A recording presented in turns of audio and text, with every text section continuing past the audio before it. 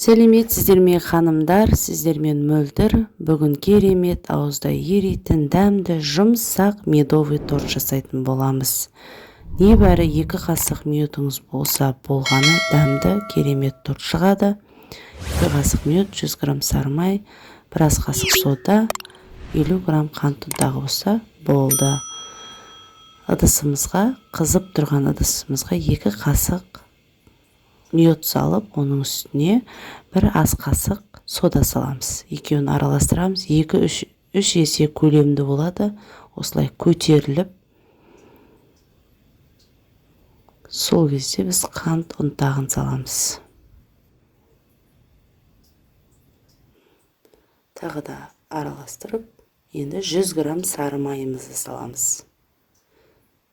Осындай 2-3 есе көлемді болады. Ыдысымыздың астында 40 миллиграмм сұйық май бар. Соның үстіне құйып,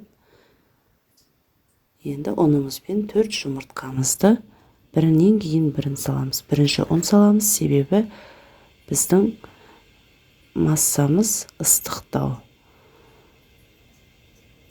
Ұн 200 грамм, жұмыртқа 4. Кезек-кезек жұмыртқа күйіп қалмас үшін бірінші ұн, сосын жұмыртқа саламыз. Жұмыртқа пісіп қалмас үшін.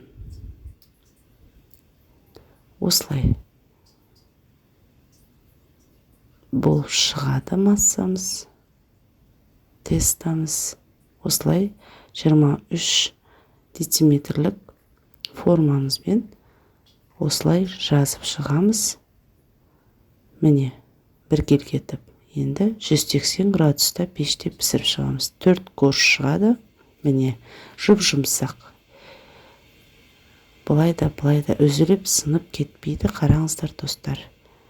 Енді крем жағып шығамыз. Крем де домашний, үйде жасалатын крем жасап көріңіздер. Каналында кремнің рецепті бар. Заварной крем деп десеңіздер шығады. Осылай корждарды жинаймыз. Міне, 3 корж шықты. Біреуін мен жан-жағына себу үшін майдалап себіп шықтым. Осылай әсемдедім.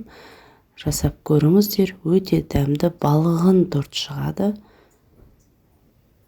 Алдағы уақытта менің каналымда көптеген рецепттер болады. Тіркеліп, өзіңізге алыңыз рецепттерді.